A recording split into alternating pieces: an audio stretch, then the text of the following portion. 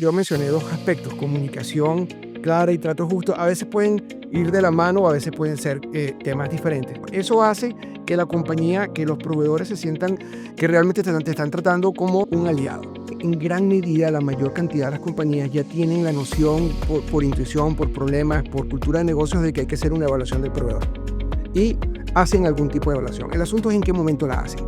La estadística dice dos cosas que para mí son muy importantes. La primera es que el 80% de las compañías encuestadas han tenido entre 1 y 10 disrupciones de la cadena de suministro en el último año.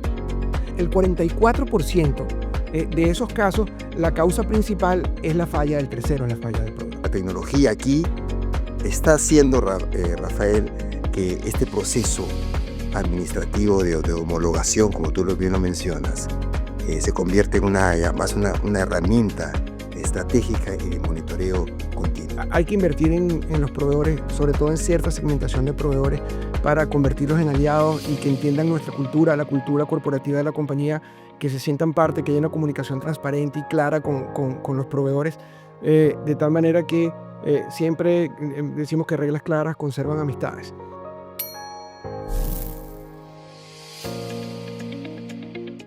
Bienvenidos a un nuevo episodio de SupplyCast Voces en Cadena, el espacio donde exploramos las oportunidades, tendencias y desafíos asociados a la cadena de suministro. El día de hoy tocaremos un tema que muchas veces pasa desapercibido en las empresas, y es el rol estratégico de los proveedores dentro de la cadena de suministro. ¿Cómo puede pasar un proveedor de ser un eslabón operativo a ser considerado o convertirse en un verdadero aliado dentro de la cadena de suministro? Así que, y con ello poder, aumentar o mejorar la innovación y la ventaja competitiva que las empresas pueden tener. ¿Qué tan preparados se encuentran los proveedores para poder afrontar, llamémoslo así, los desafíos, la agilidad requerida y la ventaja competitiva que buscan los clientes incorporar en su cadena de suministro? Para discutir de este tema, tenemos a un invitado que tiene una perspectiva innovadora.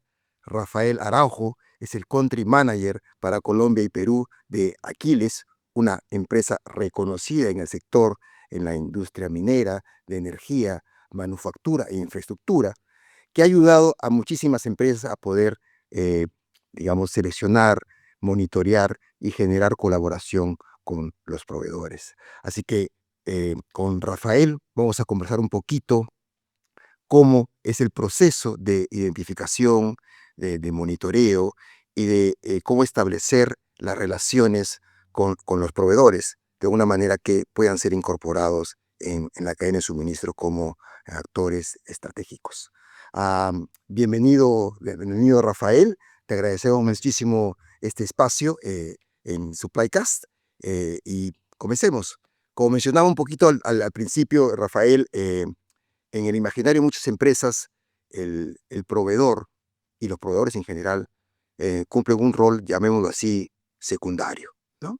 En tu experiencia dentro de minería, energía y estos sectores que acabamos de mencionar, ¿por qué es importante que tengamos ese cambio, de estrategia hacia incorporar o ver a nuestros proveedores como actores estratégicos en nuestra cadena de suministro? Juan Manuel, gracias por la invitación a SupplyCast. Em, yo creo que el considerarlos como aliados estratégicos es un asunto de supervivencia. Sí, en este mundo donde las condiciones están cambiando todo el tiempo, ya sea que el objetivo de la compañía sea el crecimiento o la supervivencia o la expansión, es necesario asegurar una cadena de abastecimiento, una cadena de suministro que mitigue el riesgo de disrupciones, de disrupciones, y en consecuencia te garantice el proceso de abastecimiento.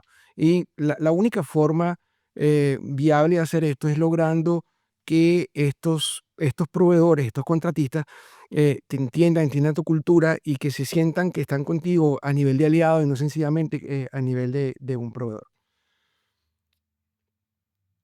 Es muy común, sobre todo en las grandes compañías que han implementado un proceso de abastecimiento estratégico, donde ellos segmentan a sus proveedores dependiendo del nivel de riesgo que corren con el proveedor. No sé, hay distintas metodologías como la matriz de abastecimiento estratégico, la matriz de Kraljic. Entonces, es muy común que para aquellos proveedores que representan un alto impacto económico y que tienen pocos proveedores, la misma metodología, sea cual sea que usen, te dice, para esta segmentación de proveedores, como los estratégicos, debes hacer alianzas de tal manera y, digamos, de tal manera de garantizar el abastecimiento a lo largo del tiempo. Sí, digamos, ya hay algunas compañías, y no son todas, que lo vienen haciendo. O sea, sabemos que estas metodologías dicen, bueno, dependiendo de la segmentación, estableces un proceso de negociación distinto, un proceso de contratación diferente, un proceso de evaluación del proveedor diferente, ¿sí? Y hay condiciones diferentes. Pero si nos vamos al cuadrante diagonal con los estratégicos, está en los rutinarios donde dice, mira, realmente el que tiene poder de compra es la compañía y hay muchos proveedores, no te desgastes mucho, sí, que son contratos diferentes y probablemente ahí haya una menor percepción de sentirse como un aliado de la compañía. Entonces, complementario o complementando este tipo de modelos, tiene que haber otro tipo de estrategias que implementan las compañías, pasando por algo que pareciera ser obvio, pero es comunicación clara y trato justo. ¿Sí? Parece mentira, pero no siempre es claro. ¿Sí? La comunicación, te puedo poner ejemplos. Eh, no sé, en algún momento inclusive nosotros participamos en una licitación y la gané. Sí, la ganamos. Y cuando me dicen ha sido el Ahora sí, ganador, adjudicado. el favorecido, el adjudicado. Y cuando llego a la sala de reuniones, llego así y veo a una compañía de la competencia, veo a otra compañía de la competencia, y yo le digo, bueno, resulta que hemos sido favorecidos varios, pero eso no lo sabíamos desde el principio. Que ¿Sí? Entonces ahí había algo que no estaba. no está muy claro, digamos, Sí, cero claro, el ¿eh? proceso de... Cero claro. O sea, digamos, todos estos temas que yo mencioné dos aspectos, comunicación clara y trato justo, a veces pueden ir de la mano o a veces pueden ser temas diferentes. Pero, digamos, eso hace que la compañía, que los proveedores se sientan más cómodos o menos cómodos, o bien tratados o no tan bien tratados, o que se sientan que realmente te están tratando como un aliado. Hay otras metodologías, como por ejemplo los planes de desarrollo proveedores. de proveedores, donde, por ejemplo, típicamente en la industria minera o en la industria petrolera, donde tienen su operación en zonas lejanas y que tienen una interdependencia muy importante con las comunidades y los proveedores locales. Entonces, las compañías tienen la obligación o la necesidad, mejor dicho, de elevar el nivel de productividad de estos proveedores y establecen planes que, digamos, que propenden o que conllevan a que estos proveedores aumenten su nivel de productividad. Inclusive, Juan Manuel, conozco de procesos de desarrollo del proveedor que están orientados específicamente a la transición generacional, donde una vez que ese fundador se va y queda la segunda generación, al poco tiempo la compañía se acaba y resulta que eso termina siendo un problema para las compañías. Entonces, La continuidad del negocio. claro, claro. Y esa continuidad del negocio del proveedor termina afectando la continuidad de negocio de la compañía contratante. Entonces, Totalmente claro. cuando tú haces estos planes y que haces que ellos entiendan tu cultura y tú entiendes lo que estás haciendo y ellos se sienten, digamos, incorporados a tu proceso, estén contratados o no, ¿sí? Eso va creando esa relación de alianza.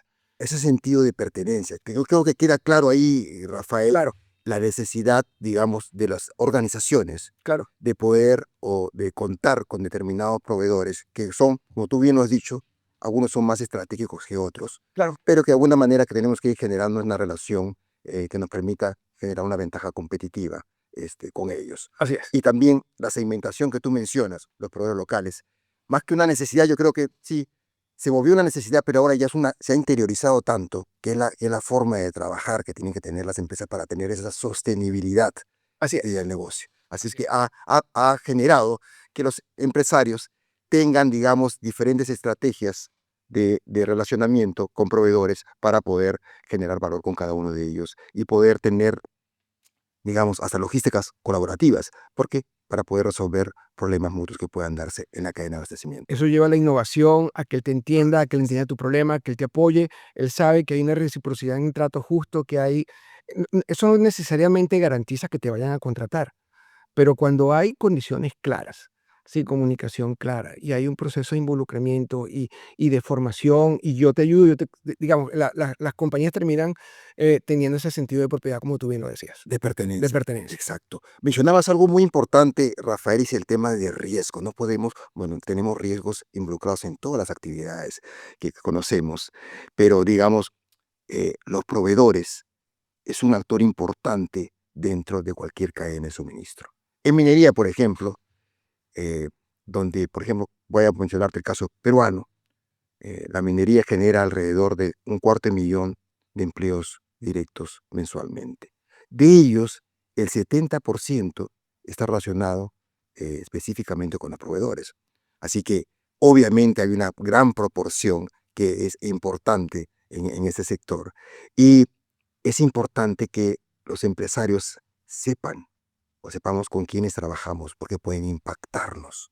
Entonces, una mala evaluación, digamos, o un riesgo no identificado puede impactar directamente temas operacionales, legales, eh, operativos, propiamente sí.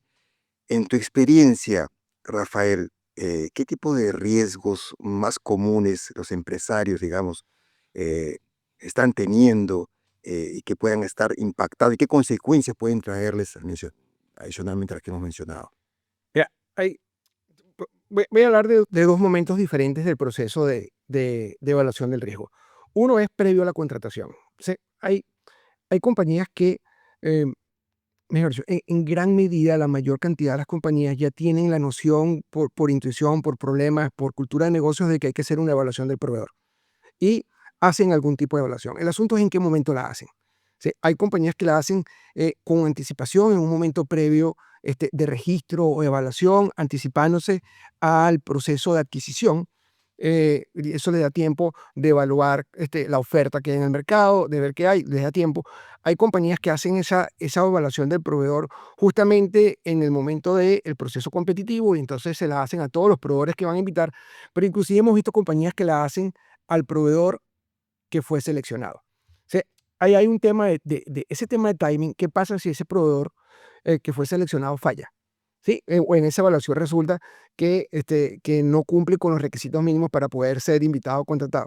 Bueno, y eso requiere regresar y evaluar a otros proveedores, correr el proceso con, sí, hacia atrás. Eso les hace retrasar digamos, retrasar el proceso de adquisición, En general. claro, y tiempo y costos, con lo que eso conlleva. Entonces, ahí hay un tema de tiempos. Lo otro tiene que ver con qué riesgos evaluamos. Y finalmente, con cuándo. ¿Sí? Con cuándo. Resulta que cuando voy a hacer referencia al qué, intuitivamente pensamos en situación financiera y pensamos en todo lo que tiene que ver con contagio por lavado de activos, financiación del terrorismo, o sea, con delitos, con noticias reputacionales. De acuerdo. Entonces, se puede hacer un tipo de evaluación de este tipo. Resulta que el 70% de las compañías no compran, por ejemplo, una póliza contra ciberataques hasta que se les materializa el riesgo y corren y han recibido un ataque por una brecha de Más seguridad. reactivos en ese sentido. Claro, somos reactivos. Entonces, ahí hay, digamos, como para responder a tu pregunta, el asunto es que hay que ir un poco más allá en los riesgos que estamos corriendo porque consideramos que no es necesario hasta que se nos materializa el riesgo y tenemos un problema. Te voy a poner un ejemplo. Esta mañana estaba hablando con mi familia De acuerdo. y no podíamos entrar a las plataformas de streaming porque nuestras contraseñas fueron identificadas en una brecha de seguridad. Pasan, pasa todos los días, en todos los ambientes, la cantidad de ciberataques que tenemos. Y el otro aspecto que es el que a nosotros nos preocupa más, Juan Manuel, es el cuándo. Muchas compañías tienden a hacer su evaluación del proveedor antes de la contratación y luego dicen, bueno, y además la toman con base en una foto, ¿sí? Que es una fotografía. Estático. Exacto, Momento del tiempo. es un momento del tiempo. Si yo estamos ahorita mismo en el mes de agosto, yo hice una evaluación en el mes de junio o en el mes de mayo con los estados financieros con suerte del año 2024, que son una foto de cómo la compañía estaba el año pasado. Pero la pregunta es, ¿cómo está ahorita? ¿Sí? ¿Cómo está ahorita? Entonces, cuando le preguntamos, oye, ¿y en qué momento evalúas todo eso? Dice, no, al año le tomo una nueva fotografía. La pregunta es, ¿cómo sabes que el riesgo ha permanecido igual en ese periodo de un año? Y la verdad es que el riesgo puede mantenerse igual, pero puede aumentar o puede disminuir. Y vemos todos los días, porque son métricas que nosotros manejamos, métricas que nuestros clientes manejan, donde pueden ver cómo esos indicadores de riesgo cambiaron en los últimos 30 días, donde puedes ver tendencias, donde empresas que ayer estaban bien, hoy no lo están, o que por el contrario, empresas que no tomaste en consideración porque no estaban bien, hoy día sí lo están, y hoy día sí las podrías tomar en consideración. Entonces, eh, lo que podemos ver y seguramente vamos a tener oportunidad en esta conversación es de contarte estos casos donde las compañías toman una decisión basado en una fotografía, en una evaluación estática y un mes después la situación del producto cambió. Cambió su riesgo financiero o cambió su riesgo operacional o cambió el riesgo de ciberseguridad o cambió el riesgo relacionado con contagio por lavado de activos. Y la pregunta es, y el asunto es que las compañías no se enteran, el contratante, la gran compañía no se entera y está sentado sobre una situación de riesgo potencial que puede traerle consecuencias. ¿Cuáles son las consecuencias? Bueno, consecuencias de pérdidas económicas, consecuencias de prestigio, de retraso de los proyectos, de costos. Hay una estadística muy interesante, Juan Manuel, y es que el Instituto de Continuidad de Negocio produce todos los años un reporte que se llama Resiliencia en la cadena de suministro. Todos los años reproduce, el último es con las estadísticas del 2024 y hace un análisis a un grupo importante de compañías a nivel global.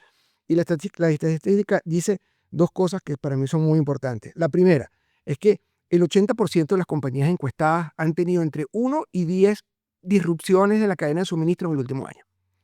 Y que el 44% de esos casos, la causa principal es la falla del tercero, es la falla del proveedor. Pasa todo el tiempo.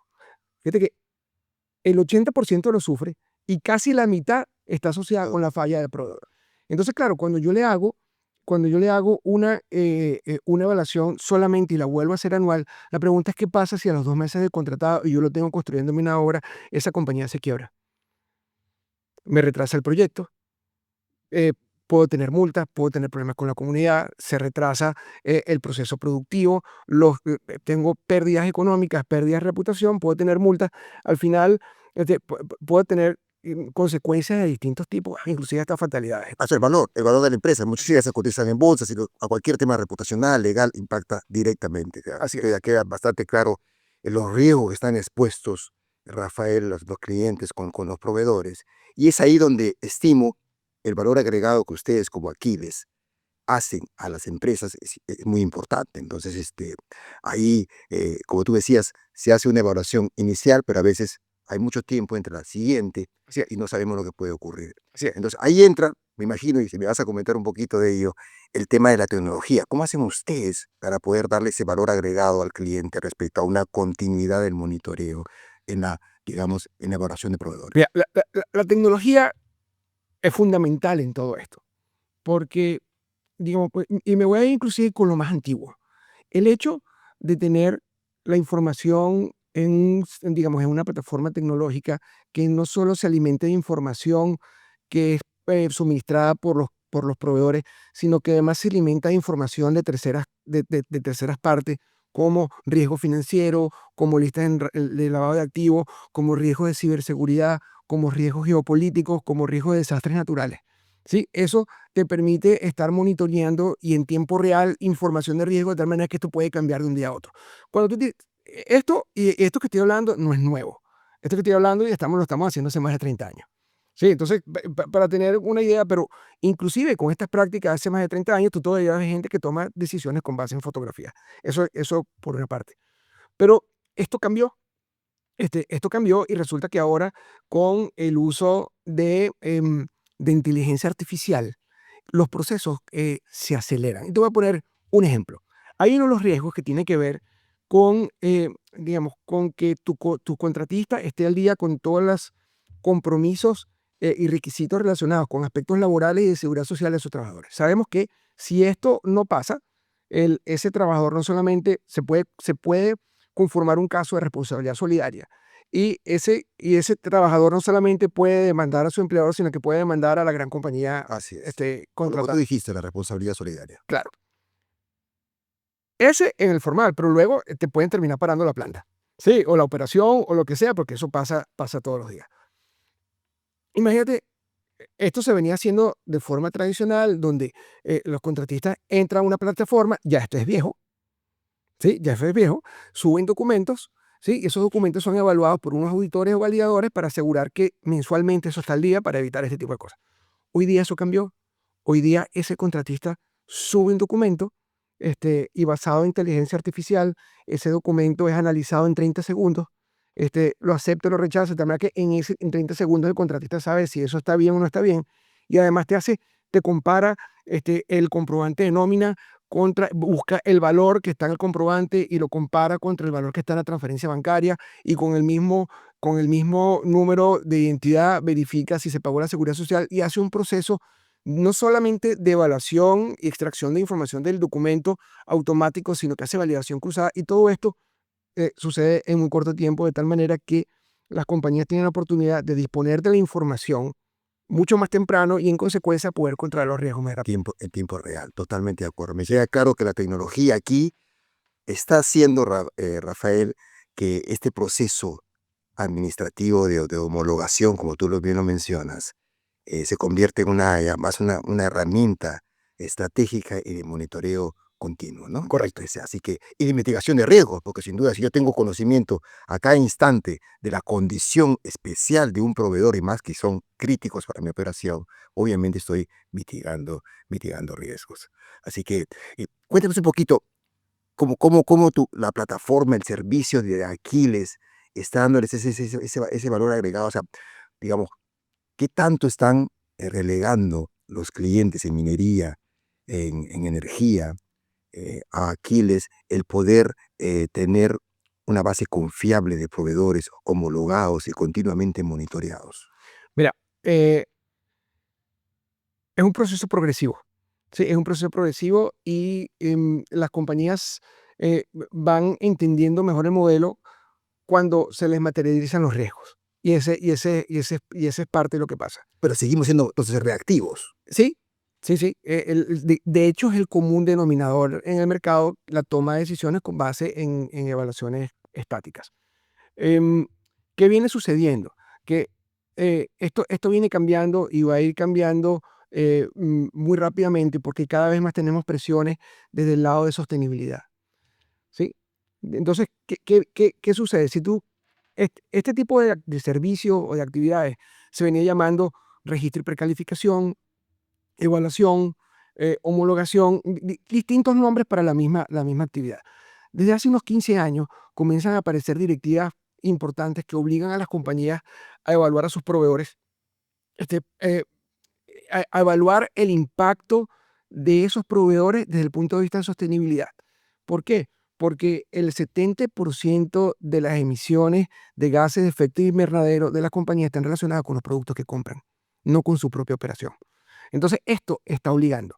Entonces, en la medida en que este tipo de servicios han ido incluyendo, digamos, la evaluación de las cadenas de suministro en términos de sostenibilidad, las compañías se van dando cuenta de que, bueno, yo necesito un servicio integral, un servicio donde yo pueda tener un monitoreo permanente, porque eso, digamos, eh, ya viene sucediendo hace 10, 15 años en Europa, por ejemplo, y aquí ya progresivamente comenzamos a ver compañías que comienzan a recibir ese tipo de presiones, y cuando dicen, bueno, necesitamos incorporar ya no solamente los riesgos tradicionales, sino los riesgos relacionados con sostenibilidad, entonces comienzan a apostar en soluciones como esta.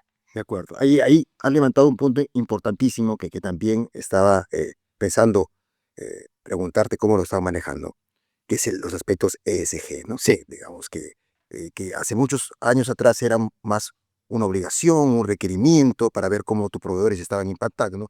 Pero ahora ya hay más un tema de concientización, yo creo. Ya es algo tan natural ver los aspectos, los objetivos ESG ambientales, de sostenibilidad y de gobernanza, que curiosamente te comento, miraba a principios de años que las tendencias, digamos, eran los aspectos de ESG, pero ahora ya pegado a medio año y más, digamos, en el exterior, ya no es una tendencia, ya el ESG no se ve como una moda o algo que debe hacerse, sino que ya es la forma de trabajar. Está tan interiorizado que ya no está saliendo en las últimas, digamos tendencias o encuestas respecto a ello.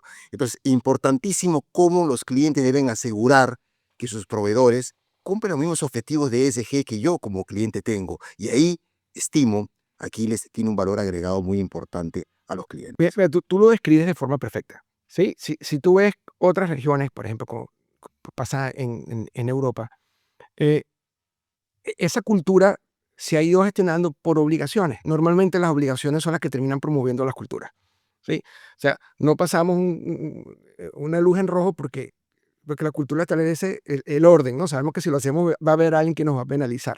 Sí, eso es lo que sucede. Resulta que han venido apareciendo directrices a nivel, en todo el mundo, directrices que obligan a las compañías a evaluar a sus cadenas de suministro en función de términos de sostenibilidad.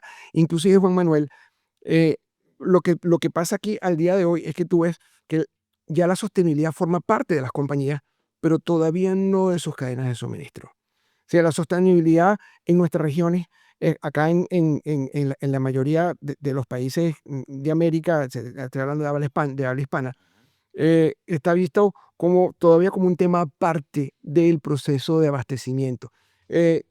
Las compañías son sostenibles y hacen sus informes de sostenibilidad, pero es muy incipiente lo que hacen en relación a las cadenas de suministro. Mientras que en Europa ya los aspectos de sostenibilidad son un criterio de selección del proveedor, son un criterio de la evaluación del proveedor para poder terminar si lo invitan o no a un proceso Y competitivo. esa es parte de su ADN también. Claro, claro. Entonces, es en ese momento donde todo este negocio de registro y precalificación cambió de nombre, ahora se llama debida diligencia en la cadena de suministro. Entonces, la debida diligencia, cuando hablamos de debida diligencia en la cadena de suministro, ya va más allá de ese riesgo tradicional, operacional, financiero, seguridad y salud ocupacional, ciberseguridad, sino que ahora involucra el riesgo relacionado con la sostenibilidad. ¿Por qué? Porque ese impacto ambiental de ese proveedor o contratista, o ese cumplimiento social o no de ese contratista termina afectando la reputación de la compañía. Entonces, aquí todavía estamos caminando en ese proceso. Aquí todavía está por separado. ¿Sí? Entonces, no están, digamos, no forma parte todavía de los criterios de selección de las compañías en la mayoría de las compañías. Es muy distinto. Tenemos clientes en otras partes del mundo donde inclusive tiene la comunidad de clientes. Imagínate la comunidad de empresas mineras o la comunidad de empresas del sector de servicios públicos, donde inclusive se ponen todos de acuerdo y establecen un score que incluye aspectos de sostenibilidad y que es tomado en consideración para decir si invitan a la empresa o no a un proceso de selección. Y todo esto se hace en el mismo proceso de homologación. Se recauda información que tiene que ver con sostenibilidad, con ambiental, social y gobernanza, y financiero, que lo consideramos parte integral de la sostenibilidad. Y esto me permite no solamente evaluar al proveedor en este instante, sino monitorear su comportamiento a lo largo del tiempo. Y siempre vamos a hacer mención a lo mismo, a cómo se monitorea esto, porque lo que podemos ver en el comportamiento es que estas curvas suben o bajan porque hay certificaciones que se vencen, hay certificaciones que se aportan, hay aspectos que se acreditan y que pueden subir o que pueden bajar el cumplimiento. No tenía una política de inclusión, ahora sí la tiene, y esto se evalúa. Digamos, toda la calificación de sostenibilidad, igual que la evaluación de cualquiera de los riesgos, varía a lo largo del tiempo. Entonces, la posibilidad que prestan este tipo de soluciones es que pueden estar al tanto de esto en cada momento. De acuerdo. Entonces, la homologación, como bien mencionan, no es algo puntual ya. Entonces, es algo que debe hacerse, digamos, la tendencia es hacerlo en forma continua, de forma proactiva y basado en datos. Así es, Así que ahí se apoyan muchísimos clientes, digamos, en ustedes en poder tener esa información lo más confiable posible así es, y reducir y mitigar sus riesgos. así es. Pero seguramente, Rafael, tendrás muchísimos ejemplos tú en tu haber de comentarnos un poquito de, obviamente respetando el tema de la confidencialidad y todo lo Claro, demás, asociado un poquito más a lecciones aprendidas, llamémoslo así, comentarnos algún caso que puedas indicarnos que te haya pasado muy cerca, que hayas conocido, en el cual tengamos ahí un tema de riesgos involucrados, Mira, tema de homologación, cómo los proveedores han afectado al final la cadena de suministro o al cliente. te puedo contar, esto es una práctica estándar que nosotros hacemos. Cuando conseguimos compañías que nos contratan, pero que realizan la evaluación del proveedor, eh, o que solicitan la debida diligencia del proveedor para poder ser invitado y luego no. Resulta que, sobre todo cuando se dan contratos a largo plazo, que van más allá de un año, terminan teniendo proveedores que están trabajando dentro de su operación. Hace un momento hablábamos de operaciones que duran 2, 3, 4, 5 años, Así es. ¿sí? Y resulta que ya después de un año ya no solicitan la renovación de la vía de diligencia. Entonces, lo que hacemos es que hacemos un análisis. Y yo le digo: "Mira, dime cuáles son tus contratistas, tus proveedores que tienen contrato activo", y vemos cuáles son los que no están, no tienen su evaluación actualizada y la analizamos. Y hemos conseguido casos donde el 25% de los proveedores que tienen contrato activo, ¿sí? Y que no están evaluados, tienen una capacidad financiera deteriorada. O que entre el 15 y el 20% tienen algún tipo de coincidencia en lista restrictiva o de sanción por la OCE o de, sí, alguna, y no lo saben. Y no lo saben porque por políticas internas eh, no habían tomado la decisión de hacer el monitoreo continuo, aunque la solución se los permite, pero era un tema de decisión corporativa. Entonces, lo que termina sucediendo, Juan Manuel, es que están sentados sobre un barril de pólvora. ¿Sí? Es posible que no pase nada, Claro, pero cuando pasa, las consecuencias catastróficas. pueden ser catastróficas. Entonces, eso pasa con frecuencia. Te voy a mencionar un caso muy interesante. Hay un par de casos que tienen que ver con la reactividad. Uno particularmente, pero hay uno que me gusta mucho y es que cuando registramos a un proveedor y dentro de las preguntas que tenían que ver con el aspecto social de sostenibilidad, se hace una serie de preguntas y detectamos que la compañía no tenía ningún compromiso que tendiera a evitar el proveedor todo lo que tiene que ver con o que puede tender a lo que es esclavitud moderna. ¿Sí? Entonces, fue bastante curioso la ausencia de ese tipo de política de compromiso declarada por el proveedor. O sea, hablamos con el cliente y le propusimos hagamos una auditoría.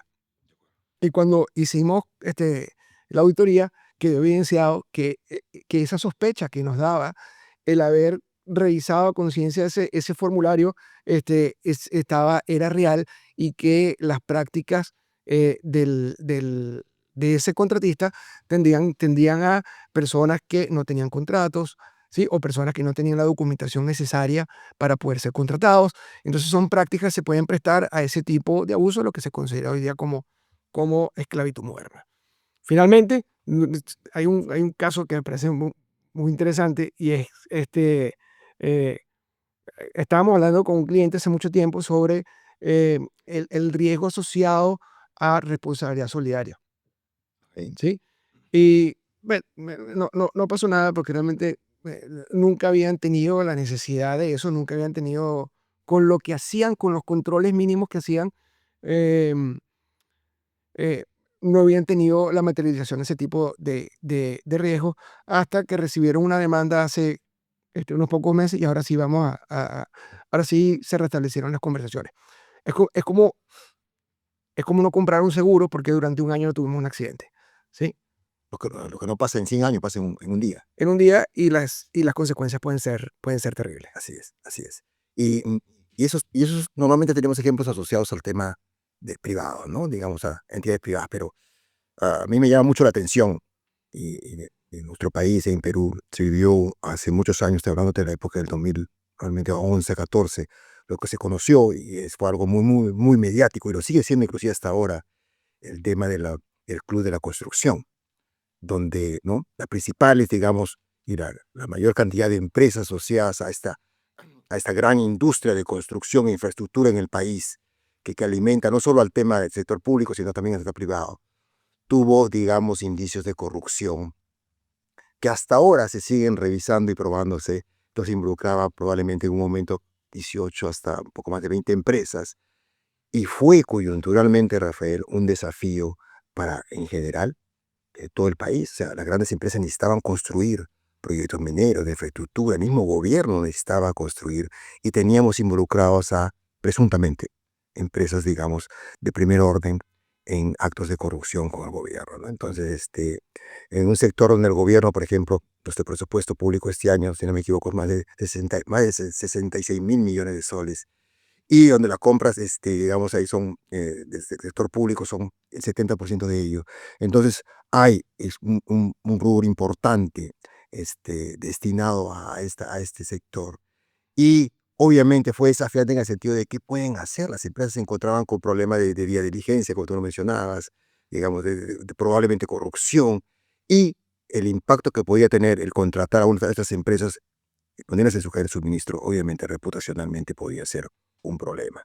Entonces, claro, eso digamos a gran escala, pero los ejemplos que tú no, bien nos mencionas, nos traen, digamos, esas situaciones de... Fíjate que en ese caso particular que mencionas hay un aspecto muy interesante y es que cada vez que, esto pasa en todos los países, bueno, no en todos, pero pasa donde se crean el cartel de, carteles. sí, el cartel de, es difícil identificar hasta que explota la noticia. Pero ¿cómo te ayuda el monitoreo? El monitoreo, normalmente en las listas o en las sanciones, aparece la información una vez que fue sancionada. Pero desde que se detecta todo el proceso de investigación, todo el proceso de juicio, toma tiempo. Entonces, solamente aparece una sanción es a lo largo del tiempo cuando el juez baja el martillo, y cuando el juez baja el martillo es que la sanción es pública. Entonces, ¿qué es lo que debe pasar y qué tipo de servicio le ofrecemos nosotros a las compañías en ese sentido? Que ofrecemos además un monitoreo continuo en tiempo real de noticias en medio, noticias adversas. ¿Qué es esto? Que es probable que el juez no haya bajado el martillo, pero que ya diga, oye, esta empresa ya está siendo investigada, apareció en el medio de comunicación tal, que ya está siendo investigada, hay un ruido, de tal manera que las compañías tengan la forma de tomar decisiones de manera temprana. Digo, oye, hay este ruido, no tiene sanción, pero podía estar pasando algo, entonces esto le da la oportunidad de hacer, digamos, un análisis de vía de diligencia más profundo. Claro que sí, una alerta temprana, los early warnings, como queremos llamarlo, de alguna manera ya nos dan ciertos indicios a poder gatillar Así un es. tipo de actividad posterior. Así es, así es. Ah, realmente, Rafael, ha sido un gusto tenerte. Yo creo que tu experiencia amplia en la región respecto al manejo de proveedores, a la homologación, a cómo esto impacta en los riesgos y cómo las empresas están, digamos, apoyándose digamos, en servicios como lo que aquí les presenta, para poder mitigar, digamos, los riesgos, poder tener la información, digamos, eh, continua, basada en datos al instante. La tecnología, cómo ha soportado los procesos de homologación, nos deja muchísimo, muchísimo, nos enriquece muchísimo lo que se viene trabajando en la cadena de suministro en cuanto a los proveedores. Si tuvieras que darle un mensaje, Rafael, a los líderes de supply chain respecto a todo este manejo de proveedores, homologación, todo lo que hemos discutido de riesgos y beneficios de poder monitorear, ¿cuál sería? Mira, yo creo que hablaría de 2 o 3 temas. El primero, ya te imaginarás que forma parte de nuestro ADN, es el monitoreo continuo de la situación. Tomar decisiones, tomar criterios fijos como de evaluaciones anuales o, digamos, hace que las compañías corran un riesgo operacional, un riesgo reputacional muy importante que, solamente nos damos cuenta hasta que se materializa, y cuando se materializa ya es muy tarde, y esto puede tener consecuencias muy importantes para la compañía. Lo siguiente tiene que ver con el primer aspecto que hablamos, y es que hay que invertir en los proveedores, sobre todo en cierta segmentación de proveedores, para convertirlos en aliados y que entiendan nuestra cultura, la cultura corporativa de la compañía, que se sientan parte, que haya una comunicación transparente y clara con los proveedores, de tal manera que siempre decimos que reglas claras conservan amistades. Sí, y eso es fundamental. Y terminaría mencionando eh, el aspecto de sostenibilidad. Ciertamente, ahora mismo no lo estamos viendo eh, como un factor o un criterio de decisión en el momento de poder seleccionar a un comprador. Pero es que estos requisitos vienen avanzando muy rápidamente. Y yo creo que estamos en un momento perfecto de comenzar a hacer esto de alguna manera progresiva, con tiempo, y no esperar a que te- s- se imponga un requisito, ya sea por una reglamentación, por una directiva, entonces todo el mundo a correr para hacer esto. Entonces yo creo que este tema ya viene, ya viene caminando, cada vez aparecen más regulaciones, cada vez más compañías lo están haciendo, inclusive muchas casas matrices de compañías que están operando acá ya lo están haciendo en otras partes. Sí, porque se están viendo obligadas, y yo creo que poco a poco, y la invitación es a que lo vayan haciendo, digamos, Más proactiva. proactiva, y no Sí. esperar a que tengan una directriz, una regulación que los obligue. Ok, entonces sí es importante lo que tú bien mencionas en el tema de sostenibilidad. Y no hay reporte. He tenido, usualmente reviso los reportes de sostenibilidad de las empresas, sobre todo el sector minero, que es donde más afín estamos, nos desenvolvemos, y todo está relacionado a poder tener este valor compartido, eh, Rafael. Eh, pero también, y ya voy a traer a colación aquí quizás una situación que vivimos a nivel país en algún momento. ¿Qué tan importante es como la importancia de los proveedores en el sector privado con sus clientes? Y se cuestionaba muchísimo, se puso en tela de juicio, y si son tan importantes, ¿por qué no son parte también del resultado o comparten el resultado de las empresas clientes? Y hay mucho, inclusive a nivel, te comento, a nivel legislativo, se propuso un proyecto que no trascendió, obviamente, y ahí vamos a comentar las razones. eh, digamos, a que sean parte de las utilidades, sobre todo de los resultados del negocio, cuando es tan importante el proveedor o los proveedores que han construido las plantas o que han sido parte de la operación. Entonces, eso es un poquito, y no sé qué piensas tú ahí, pero te lo pregunto también porque... Es un tema polémico, es un tema difícil, y recuerdo eso que me estás comentando, pero yo creo que inclusive sin llegar a eso, ¿sí? Sin llegar a la repartición de utilidades. Fíjate que hace un momento yo hablaba de comunicación clara y trato justo. Nada más con el trato justo, ya esto podría comenzar a cambiar. Te voy a poner ejemplos de cosas que suceden, inclusive que nos han sucedido a nosotros, donde en el proceso de negociación la compañía tiene un proceso de negociación agresiva, ¿sí? Donde busca bajar el precio lo más posible, y los contratistas o los oferentes para poder participar hacen concesiones muy duras, pero luego de que hago concesiones muy duras, le digo, bueno, te pago 90 días. Entonces, digamos, la pregunta es, ¿cuántos proveedores ha incluido el costo financiero de 90 días, de 90 días de pago dentro de la estructuración de su oferta económica? Me atrevo a asegurar que muy pocos, O que ¿sí? no lo supieron o cambiaron las condiciones al final. Pero además, sí, es probable que no lo hayan sabido, pero además, cuando vas, este, pa esos 90 días corren a partir de que radican la factura, Así es. Y ejecutaste un periodo, por lo menos un mes. pero supongamos que ejecutaste conformidad, y vas a radicar la factura. Hay procesos de erradicación de la factura que son increíblemente complicados. Entonces, ya no son 90 días, ¿sí? Sino que se te va un mes más, porque por los procesos suben un sistema, muestran un sistema. Entonces todo esto, ¿qué hace? Hace que hay clientes, hay proveedores que, cuando no miden bien el impacto de esto, primero hacen una concesión importante para quedarse con el Para contrato, ingresar en el negocio. para quedar en el negocio, pero luego todo este proceso no están midiendo el impacto financiero de, de financiar a la compañía, ¿sí? Con este tema, y al final sus márgenes se pueden ver reducidos o pueden estar vendiendo a pérdida.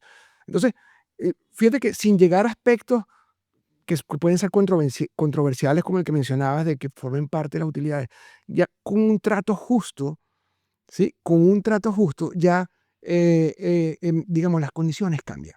Sí, entonces yo creo que